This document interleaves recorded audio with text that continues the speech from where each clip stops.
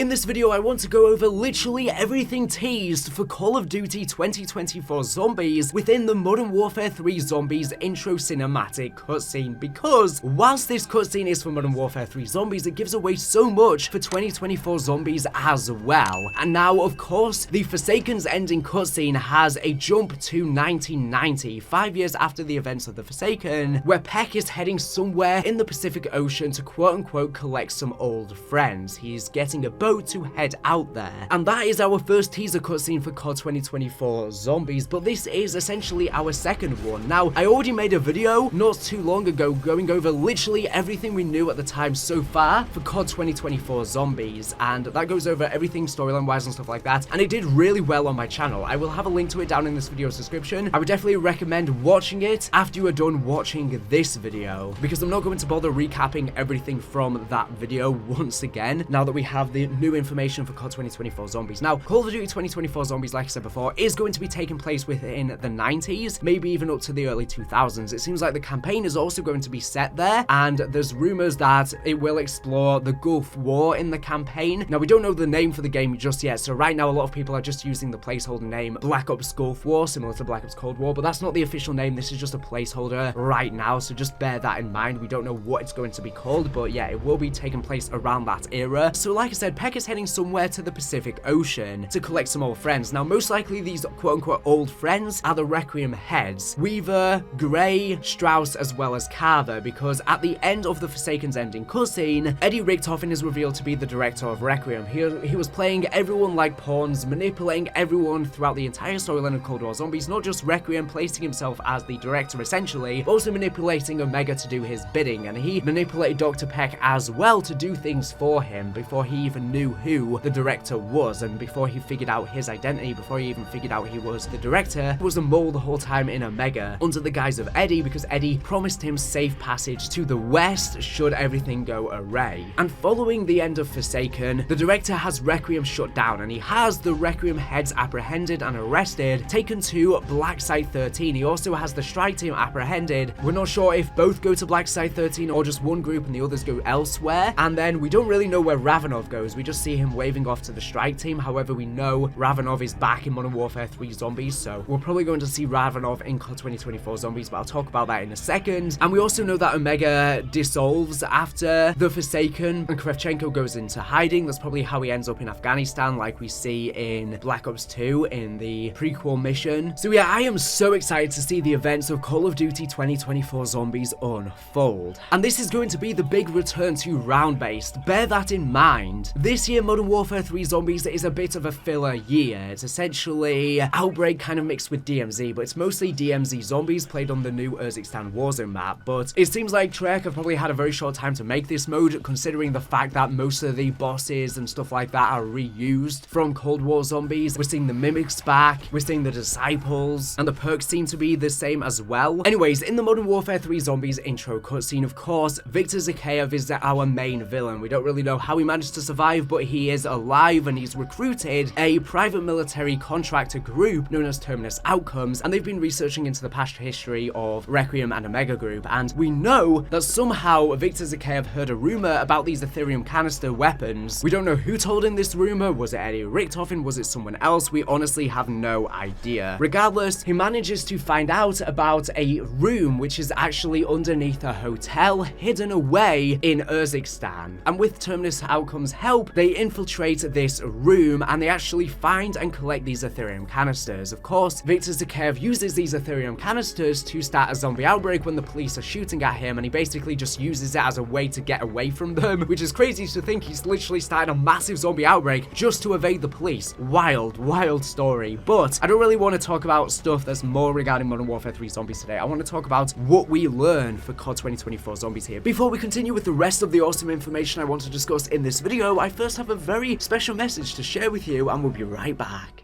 This video has been kindly sponsored by Captain Pawsome. In this game, you'll dive into a heartwarming 2D world where you'll explore the vast open seas aboard an ever-upgradable ship. Not only will you be at the helm of your own seafaring vessel, but you will also manage your very own shop and undertake a noble mission to restore the ocean to its former splendor. This game currently has a free demo that you can check out on Steam, as Steam Next Fest is currently running via the link in this video's description, and be sure to wishlist it too whilst you are there ahead of its full release. You get to be in command as the feline captain, assume the role of an intrepid cat captain known for their courage and tenacity. Your journey begins as you set sail to explore the world aboard your trusty ship. As you traverse the ocean, you'll have the opportunity to enhance your vessel through strategic upgrades. Your path to ship improvement lies in reeling in a variety of items from the open waters. However, be mindful of the sea's affliction. Trash and debris litter both the surface and depths, compelling you to lend a helping paw in cleaning up the environment. Your ship is a floating emporium, not just meant as a means of transportation, it also features a bustling shop adrift on the waves. Collect valuable materials during your travels and offer them to a diverse cast of characters you encounter along your maritime adventures. And since you are a cat, catching fish is second nature to you. Be sure to sail in style. A true cat captain not only conquers the ocean, but does so in unmatched style. Tailor your appearance to your liking with a range of options that let you create a truly one-of-a-kind character, with an array of different cat breeds to choose from, fur patterns and colours to ensure your captain reflects your personal taste. The journey isn't complete without a wardrobe of stylish outfits. Equip your captain with a diverse selection of outfits, each with its own distinct look and benefits. So are you ready to set sail? Hop aboard for a delightful adventure brimming with charm. Will you rise to the occasion, embrace your role as the ultimate cat captain, and leave an indelible mark on the high seas? Dive into a world of wonder and responsibility. Captain Pawsome awaits you via the link in the description. Check out the demo and wishlist it today. And like I said, it's completely free, so there's no reason not to give it a try, especially if you are a lover of cats and the ocean. In this room where there's these Ethereum canisters, this room is so ominous because we see that there are 4 different characters sat around a table. Now, it seems like one is Gregory Weaver because we can see his eye patch, and we also see 3 other characters, which I'd assume are Carver, Dr. Grey, so that's unfortunate for Samantha Maxis and Dr. Grey love interest enjoyers, and also Strauss, the Requiem heads. Now, although we can't really make them out and confirm it exactly, these characters are deceased. It seems like they were deceased a long time ago. They've started to mummify even, and this probably happens at the end of Call of Duty 2024 Zombies' storyline. But the reason why we probably know that this is who the 4 characters are is because the Forsaken predicted that everyone would die, and they were Weaver, Strauss, Carver, and Grey. So it's most likely these 4 characters, and I guess the Forsaken was right after all, and these characters do die. The interesting thing is, though, in his prediction, we saw that Samantha Maxis was in the background. So does this suggest that these 4 characters die as a result of Samantha Maxis? I'm not exactly sure. The Forsaken could of course be manipulating us, and the reason why he even has this foresight, this prophecy, is probably because the Dark Ether allows knowledge of the future, because time works different in the Dark Ether. It's all distorted and weird. Of course, even Zykov, who turned into the Forsaken, was in there for 40 Earth years, but that was essentially like 400 years, which is why he corrupted and mutated for so long. But Samantha Maxis, of course, was trapped into the Dark Ether at the end of Cold War Zombies, as she sacrificed herself to trap the Forsaken in the containment chamber, lamenting that she is quote-unquote a good soul. And yeah, we don't really know what happens from there on out, so it's possible that the reason why these 4 characters die is because they sacrificed their own lives to try and free Samantha Maxis, because we see that they're sat around this table and their hands seem to be attached to some sort of device. We see that there's some wires and stuff like that, and it seems to be attached to these Ethereum canisters. So maybe they had to sacrifice their souls. Maybe the Ethereum sucked out their souls and charged the Ethereum to allow Samantha Maxis to escape from the Dark Ether. But I don't really think all of these characters would sacrifice their lives for Maxis. I think Weaver and Grey would. I don't know about the other 2. And Weaver, of course, would, because he feels guilty for a lot of the history he has with Maxis, and he's very good friends with her. So it makes sense why he would. Grey, of course, seems like she's in love with Samantha Maxis, so it makes sense why she would, but we don't really know about the other 2. I don't think they would sacrifice themselves willingly. Some people are saying that they sacrificed themselves on purpose and they knew they were going to die, but I've got a feeling like when these characters went to this location to do this sacrifice, they didn't know they would actually die. I feel like they thought they had to do something, maybe give up some of their essence, but I feel like they didn't expect to fully perish. That's my own personal opinion. Now, whilst it gives away that these characters die, like I said, we don't really know how they got here. So one possible option is they were told that this device would allow Samantha Maxis to be freed, and maybe that's correct. Maybe by them sacrificing themselves, Samantha Samantha Maxis ended up being freed, because we do see that the device that has the canisters does look very similar to the Ethereum portal chamber from Firebase C that, of course, Samantha Maxis enters the Dark Ether from on Firebase C. She was thrown in there by Dr. Peck, and we managed to escape her at the end of the Easter egg. So it's possible this is just a very miniature version of that same portal. It's similar technology. At the same time, though, I feel like whatever happened here is a trap, and maybe Samantha Maxis was actually trapping the characters. Maybe she has been corrupted so much by the Dark Ether, similar to how Zykov was, and she could even be an Elder God now, or an Old One, and become a powerful entity in the Dark Ether, maybe even a controller in the Dark Ether, because we of course know the Dark Ether gave her a load of powers, but she's been in there for a long time. She would have been corrupting, manipulating, and maybe she's evil now by the time we see her again, and maybe she was manipulating the characters to try and free her. She comes out, and then she's actually an evil threat or something like that. But personally, I feel like whatever happens in this room is probably the doing of Eddie Richtofen and not Samantha Maxis, and the reason why I say this is because in Cold War Zombies, Eddie Richtofen was playing everyone like pawns, and I think something similar is going to happen in COD 2024 Zombies. Now, we see Dr. Peck, of course, is trying to collect the characters, so this is probably the start of the storyline of COD 2024 Zombies, but by the end, I feel like they would have been manipulated by Eddie Richtofen to do his bidding, and it's good that we will probably see Dr. Peck as a protagonist this time around. He's a very funny character and very charismatic and awesome to see on screen, so it's great that he's going to be the forefront of the storyline, it seems. But the reason why I'm saying that I feel like Eddie Richtofen might have been manipulating the characters is because I've talked about this in prior videos, but prior to the events of Cold War Zombies, Samantha Maxis gave intel to Weaver on a CIA target for elimination, and it seems like Weaver tried to assassinate this target. However, somehow he failed. I don't know if he actually knew he failed or not, but anyways, afterwards, he tried to cover his tracks and burnt down the house without knowing that the target's wife and son were in the house, and they burnt to the ground and probably died. And we've seen various pieces of intel throughout Cold War Zombies where Weaver and Sam talk about the guilt they have of this day, and Samantha Maxis feels like the events of that day will come back to haunt them. Well, it's heavily speculated that the target was none other than Eddie Richtofen, and of course, Weaver doesn't know who the director of Requiem was because he keeps his identity a secret, so he doesn't know he's been working for this person that he might have actually attempted to assassinate in the past. As to why Eddie was a target by the CIA, we don't know. We don't know what stuff he got up to, but it's speculated that somehow after the house was burned down, Eddie Richtofen, or via some other force, somehow his son, before dying, managed to be trapped in the Dark Ether as an Ethereum orb, as his soul. His soul was trapped in there, and it makes sense because Eddie Richtofen remembers the events of the Ether storyline, and maybe he has devices and found out a way to open up an Ether portal because he has more knowledge on the Dark Ether than anyone else. And it makes sense that the orb that we see in Cold War Zombies is actually his son,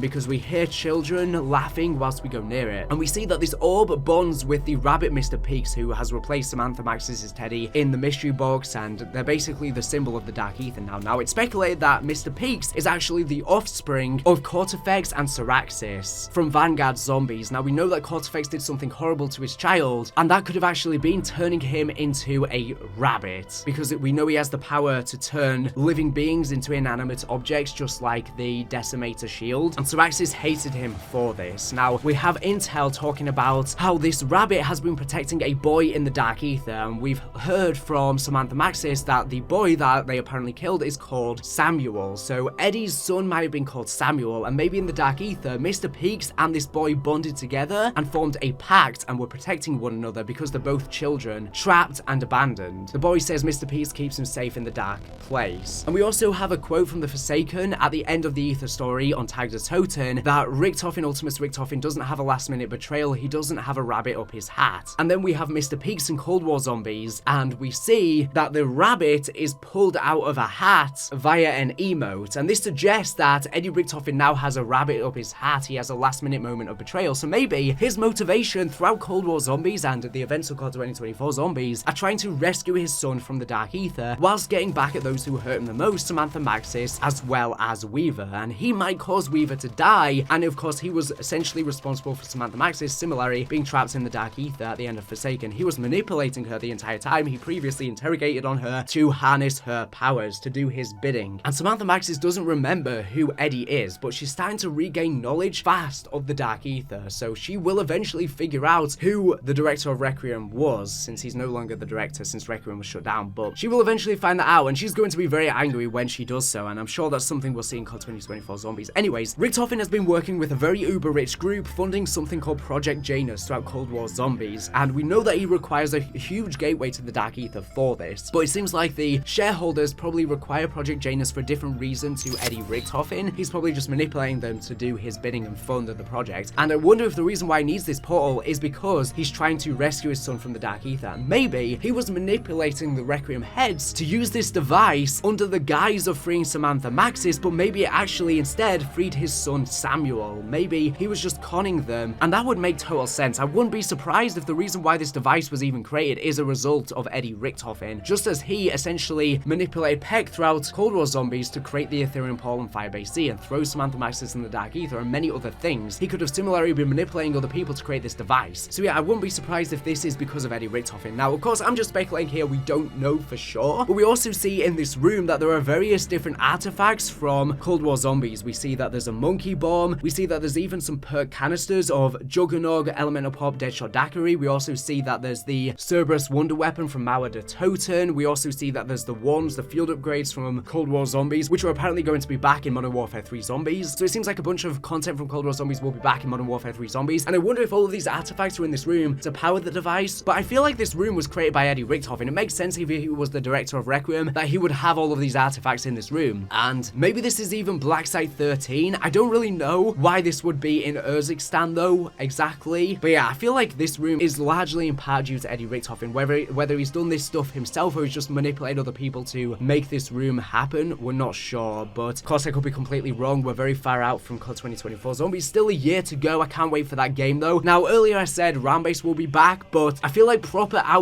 Outbreak sequel will be back as well, because we do learn of Operation Deadbolts, which is the CIA operation. This is who we're going to be playing as in Modern Warfare 3 Zombies, and it's crazy to think Laswell, Soap, as well as Ravenov are going to be teaming up. Anyways, Ravenov is now well into his 70s, and the reason why Deadbolts recruited him is because of his prior knowledge with the Outbreak zones in Cold War Zombies, and most likely even in COD 2024 Zombies he'll be back and we'll see him. But yeah, it's crazy to think they've recruited someone so old just because he has prior knowledge. I don't even know how he's going to be able to fight the zombies at this age, but regardless of that fact, it's crazy to see Soap and Ravenov side by side on Laswell, Modern Warfare and Black Ops characters finally working together. But we learn on the blog post of Modern Warfare 3 Zombies that Deadbolts was created by the CIA after 1985. After the events of the Forsaken, they created Deadbolts to further investigate these Outbreak zones. So it seems like large Outbreak zones have been happening all this time between 1985 and Modern Warfare 3 Zombies, which is going to be set in 2021. We don't have an exact date, but we know it's set between Modern Warfare 2019 and Modern Warfare 2's campaign. And I think we'll see a proper Outbreak sequel next year. Whilst we're seeing DMZ Zombies this year, I think Outbreak, the proper sequel, will be next year, because Treyarch did have a job listing saying they're working on Outbreak as well as a new Warzone map. And I think that new Warzone map they're working on, that will release next year, will also be the map for Outbreak 2.0. This year, we're not really seeing proper Outbreak 2.0. This is DMZ Zombies. Yes, it has some elements from Outbreak, but it's also a very, very different mode. But yes, I think Outbreak will be back next year, and I can't wait to try it out. Let me know in the comment section down below, do you think that this room and these characters sacrificing themselves is a result of Samantha Maxis, or do you think it's a result of Eddie Richtofen? Also, do you think they willingly sacrificed their souls, or do you think that this was done as manipulation? They didn't know they were going to die. Whether that was Samantha Maxis or whether it was Eddie Richtofen manipulating them, we're not exactly sure. I guess there is also the possibility they may somehow survive and maybe rejuvenated in a future game, but I don't think so. I think they'll die at the end of Cold War Zombies in this room, and that'll be the cliffhanger for this game, but we're not exactly sure. Now, because Ravenov is back in Modern Warfare 3 Zombies, it begs the question, is Dr. Peck still alive, and is Eddie Richtofen still alive in Modern Warfare 3 Zombies all these years later, but super old, just like Ravenov? That could be a possibility. Also, we don't know if Samantha Maxis is still alive. Is she still in the Dark Ether? Did she manage to escape? I'd assume if she managed to escape, she wouldn't just be roaming around the world, because she probably still has all of these powers. So in COD 2024 Zombies, I won't be surprised if she still dies, if she dies, or she's still in the Dark Ether. But yeah, this is all very crazy information. I really wonder what Eddie and Sam are up to in the Modern Warfare 3 timeline, or whether they're dead. I don't think Eddie will die though. I really want to see his character fleshed out in COD 2024 Zombies and not die, since he's the best character. And I really wonder what will happen when Sam finds out that Eddie was the one interrogating her and brainwashing her all that time throughout Cold War Zombies, and she didn't even know who Richtofen was. She couldn't remember at the time. I do think she's regaining all of her memories in the Dark Ether now and may remember everything by the time we see her next. I'm so excited for that game though. But that's everything we've learned regarding COD 2024 Zombies from this teaser cutscene for Modern Warfare 3 Zombies. I'm glad that it's so connected to Cold War War Zombies and COD 2024 Zombies and isn't very disconnected like Vanguard was. And there's lots to speculate about here